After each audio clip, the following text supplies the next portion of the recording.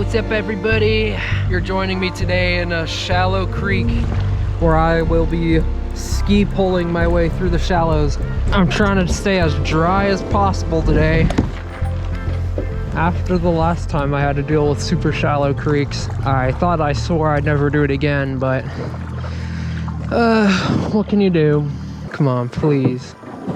Please. Oh, there's a heron right there. See that? To really prove my commitment of trying to stay as dry as possible, I have my phone in my pocket still, so that's nice. I'm really aiming to not have to stand up at all. Let's take a look at this daggum tree. This right here is an American sycamore, one of my favorites. Look at this guy, it's coming out at a 45-degree angle. They always end up with these naked roots, always tipping over, acting like they didn't know what was gonna happen to them. Look at that. I mean, isn't that so cool? It feels so nice out right now. Like I think it's in the 60s. Oh man. Why does that look, oh, the creek just looks so glassy. The breeze is brilliant. The sun's at like the perfect height. I'm just like, I could sit here and watch it like a movie. These guys are always down here by the creek. I think this one's trying to fish or something. It's waiting to see some fish in the water, so I'm kind of probably bothering it. I've been following it as it goes down the creek to avoid me. Oh yeah. Wow, okay, it's actually deep enough. This looks shallower than the other place. Oh, it gets so shallow up there. Okay, what if I just hit it with all the speed in the world? Oh, come on! I think I'm good. Huh. Huh. Look at that old thing. I don't even know what kind of tree that is. I love when plants just try to grow wherever they want like this. Oh! Well, bye. The creek had different plans for me.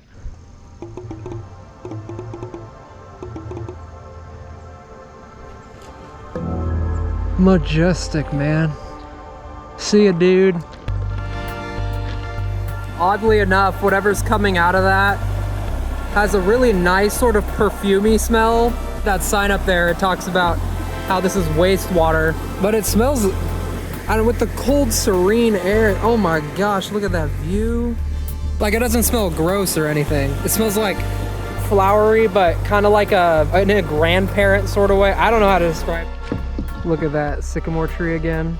Don't they just look so cool how they like sort of frame the creek? I just love their branch structures. They're just such a pretty tree. Oh, not to mention those roots. I gotta go look at them. They're just so cool. I'm still afloat. I'm still moving. I'm breaking apart. See, like, I know it's super like shallow right now, but doesn't the creek just look so much more beautiful when there's less water in it? Oh my gosh, guys. The sun is just so awesome right now. I'm snapping a picture of that. I don't even care, man. Like, if the water were any higher right now, all that grass would all be underwater. It just wouldn't look as nice.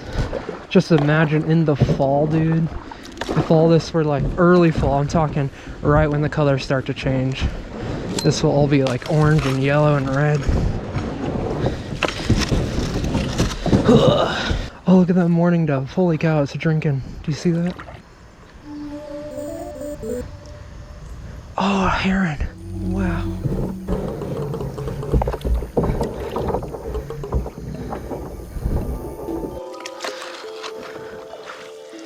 There's a bald eagle right there in that big old sycamore tree.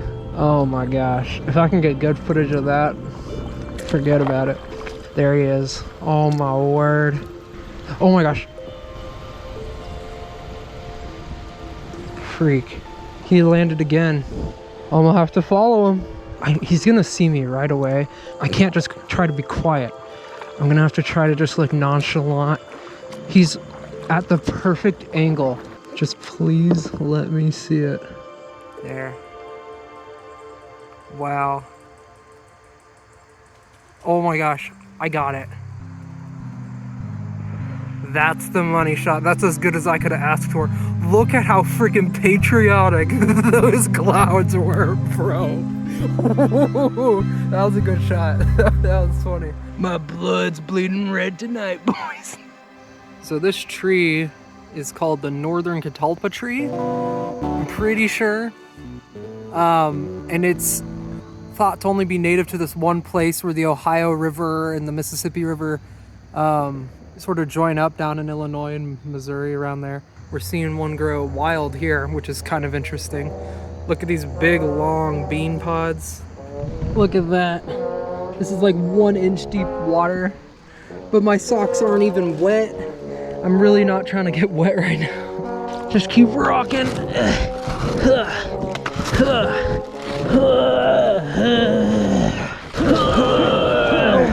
my shoulders. Oh my gosh. If that's as bad as it gets and I only have to do that like once or twice, I think it'll have been worth it. Oh my gosh. Still so beautiful. I cannot wait to do this in the fall. It's gonna be cold, but look at how dry I am. Let's just hope I have a good night's rest. Just look at the clouds. Oh my gosh. Absolutely stunning. I think this is where I'm gonna try to settle down for the night. Looks like there's a little clearing up there. Okay, I'm really trying not to get wet. Here we go. So I'm gonna stand up in the boat. Okay. Oh my gosh, drag it.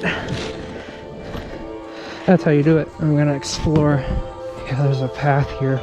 This will be perfect, so long as no one comes down here. I see the house way out there. I saw it on my drone.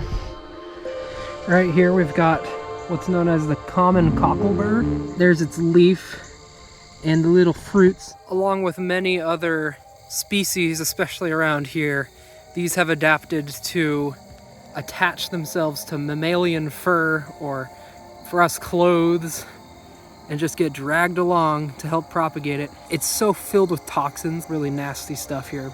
And for some reason, every time I see it, there's always these little tiny aphids all over them, just like sucking up the sap or something. I think those are aphids. I don't really know for sure. Some Queen Anne's lace. I'm not sure exactly what species.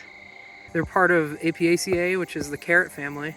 One of the distinct characteristics of that family is the umbellfleur, which basically, if I can zoom out enough, all these little tiny flowers all make a big umbrella flower thing. There's a good example. Boom. I've touched on this plant before on the channel, but this is redshank, part of the family Polygonaceae, or the buckwheat family, except it's in bloom right now. So you can actually kind of look at the flowers. There's actually a few stages around here. It's a lot pinker because it's not bloomed yet, but then once it starts maturing, the flowers open up and then they become a lot lighter in color. I just couldn't identify one or the other, but it turns out they're the same. Look at that. I think that's a Japanese beetle. I think I've shown this on the channel before. I think it's called like a smartweed, or it's a type of smartweed. So it's the same family, the buckwheat family. The leaves, at the edge there's the teeniest, tiniest little serration. The cool thing about this though, it's actually edible, just the leaves. And when you bite it, it kind of gives off a herby, like celery seed sort of flavor. And when you keep it in your mouth for long enough, it has this very spicy Szechuan spice, or like black peppery spice. It's not super good on its own. It ain't terrible. It's kind of fun to just kind of put in your mouth. There was some ragweed. People often blame goldenrod for their allergies, but this grows in the same places and is the actual culprit. And these puppies, when they're pollinating, they just churn out pollen. They've adapted to wind pollinate, which is kind of cool. Here we've got some goldenrod, also part of the sunflower family Asteraceae. It's a nice shady yellow. It's very common in this creek I'm in to find crinoids. Back when Indiana was ocean floor, these guys lived in the sea, and now we find them in our creeks. I'll show some pictures on screen. Now, I've seen this all the time whenever I'm by the creek, but I've never thought to film it, and I've got my macro lens here, so I actually don't know what this is. So future Kyler, do some research.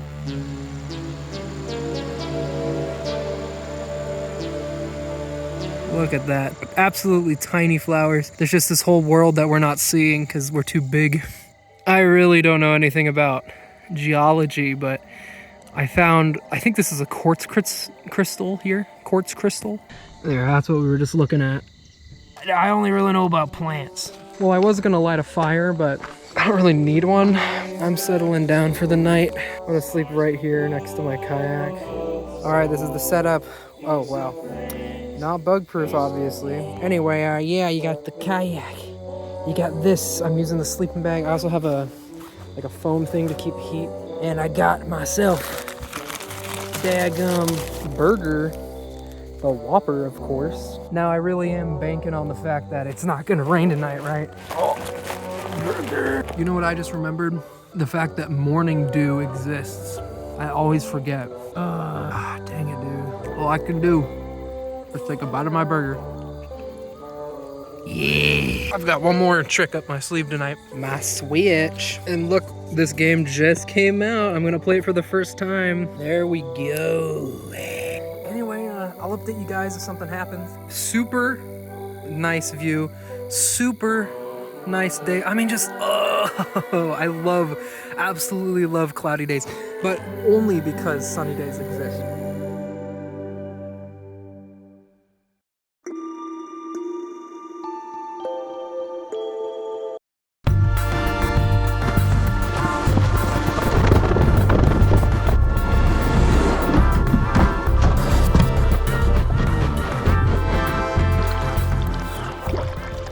No dew.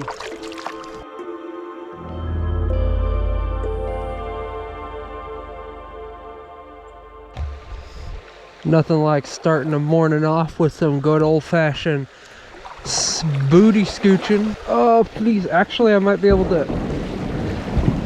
Oh, I was close. There was an animal near me, up in the forest near my head. A freaking bald eagle. Wow. Anyway, I could hear all of its footsteps, and it didn't sound human. But when it was getting close, it was making like a sound I've never heard before. It was as if their sound was like, sounded like they were walking in gravel, but like if you were to take that sound and extend it. So it was like a, and I'm like, well. So I just took my towel that I had and put it over my head, and I was fine. I did only sleep maybe like 5 hours, but that's all you can hope for on occasions like this. But, I mean, waking up early did allow me to see this, so that's kind of cool.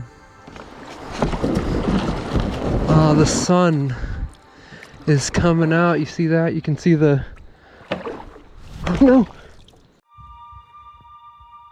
Another bald eagle.